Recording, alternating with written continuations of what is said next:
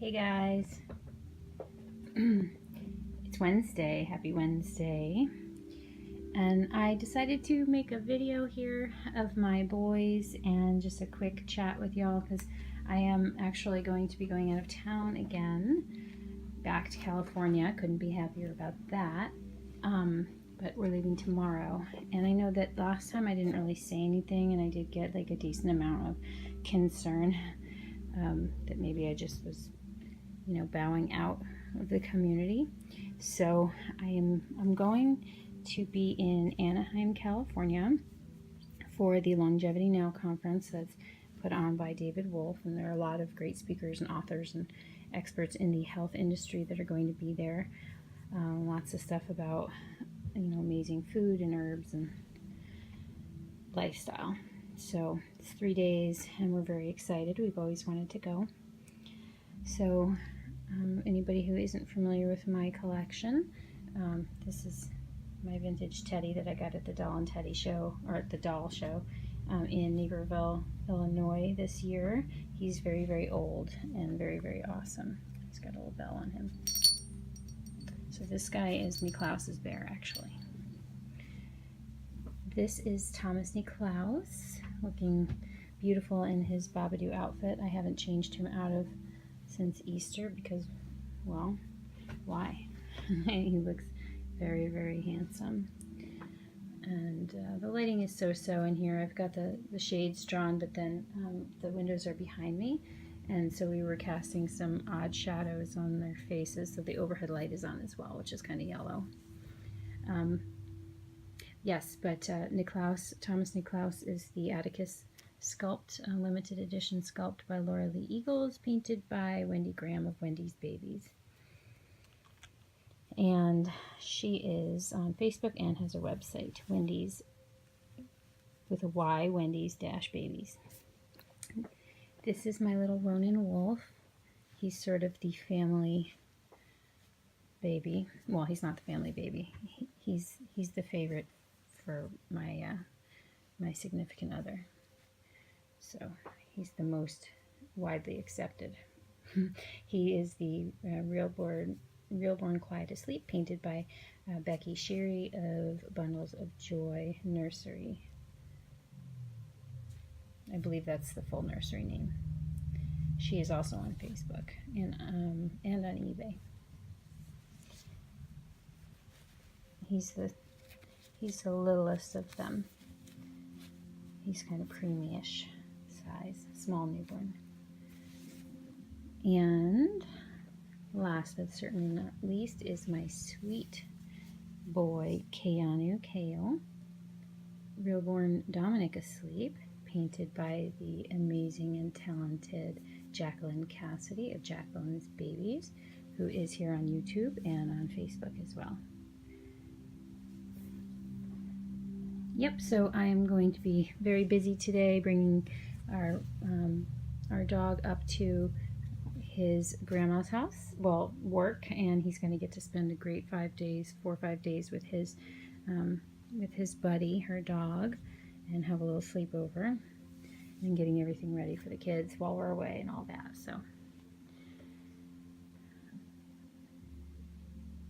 yeah, so I had a question because it's something that I'm experiencing right now. I'm making some lifestyle changes again,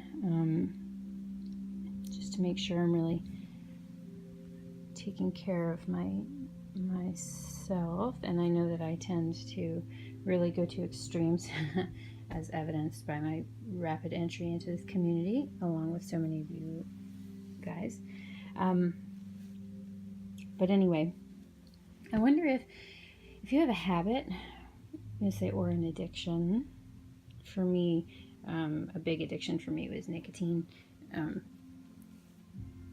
Actually, more so than, well, nicotine was certainly an addiction, but the actual act of smoking was the bigger addiction. I'll tell you, if it was good for me and my family didn't complain, I would probably just enjoy that forever. It just goes right along with my coffee habit, which I super, super love. But there are certain things that go along with overdoing stuff that are detrimental. For example, caffeine has a therapeutic margin for focus and concentration. And then there are actual physical benefits to dark roasted, organic, non-toxin-free roasted coffee beans. But the therapeutic margin is like a 6-ounce cup or something like that, and I was drinking 5 or 6 a day. I make Americanos because I have an espresso machine, so I just brew some espresso and put it in hot water. Now I do drink longevity coffee, which is it's straight up coffee. It's not mushroom coffee or anything like that, but it is brewed, it is grown in really, really pristine conditions and like really, really amazing soil. It's grown and has a very balanced pH, almost a neutral pH, and it is very unique in the fact that it is organic and fungus-free. Usually you have one or the other. You can have fungus-free coffee, but they use chemicals, or you could have organic coffee, but it has fungus. This has neither. So, and you can feel the difference. It's dark roasted to maximize the health benefits, and I don't get the jittery, acidic, dried out feeling that I do if I'm drinking my other favorite. So, however, there are things that happen in your body with caffeine, higher caffeine consumption, that really aren't good for your health. So I feel like I'm willingly making some adjustments, and I'm drinking like 1 cup a day, and I'm really enjoying it, and I'm not doing it straight up in the morning so that I wake up naturally, and that's just something separate. So I'm taking away the habitual dependence on it. But I noticed that I feel this familiar feeling of like fear almost. Something that happens with me when I try to change my habits, when I first decide that I'm going to change something that I love, is that I resist it and I do more of it. Yeah. So I'll say I'm going to quit this, and then I'll start using it twice as much. And it's almost like this little panic inside, and I know it's my weaker self that wants me to not, I'm gonna say it's ego, because just my understanding of ego or pain body or whatever.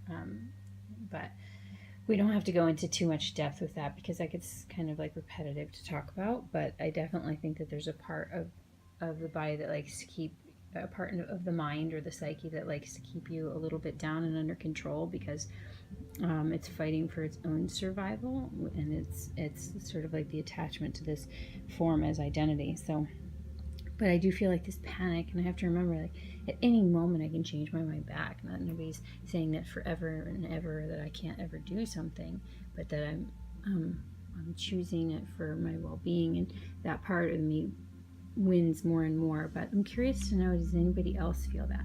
Another example, I made a decision for myself on what my collection habit was going to be over the next year and coming years, and I won't go into too much detail here either. That will be another video. But I did make one final decision regarding an addition to my collection, and then I will be making no more changes for a given period of time. And then I felt like, I almost felt that, I was like really happy to get to that point in that decision, and then I felt this panic, like, oh no. And it's a couple of things, right? What if I fall in love with a baby? And that part actually doesn't worry me right now, because I know like that's always going to happen, and I'm super happy with what I have. But then there's also this part of me it's really weird. There's this part of me that feels almost like guilty if I can't give more business to my favorite artists, right? Like if I talk about having given them business and then I don't, I almost feel like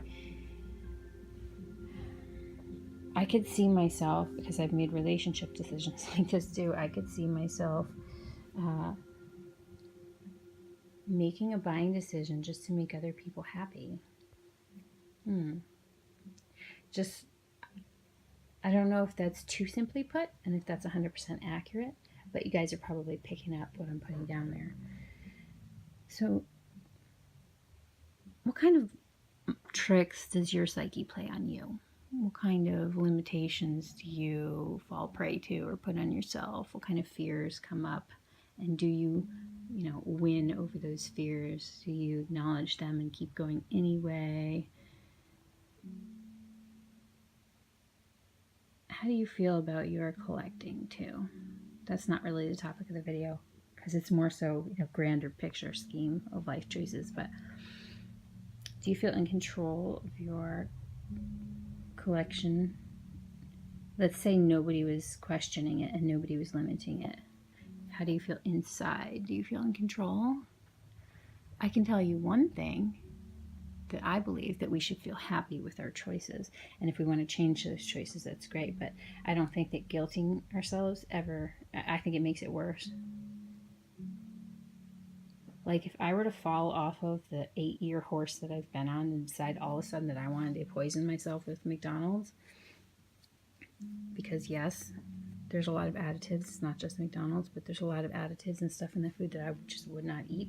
And the sourcing of that food, I just won't eat where that food came from unless I really, really was in a life situation where I needed to survive.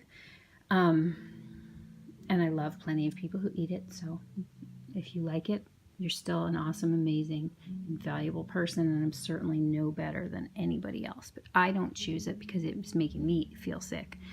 But let's say I decided one day to have an amazingly yummy, like, Big Mac with a supersized fry and a 9-piece chicken McNugget with spicy mustard and went to town on it.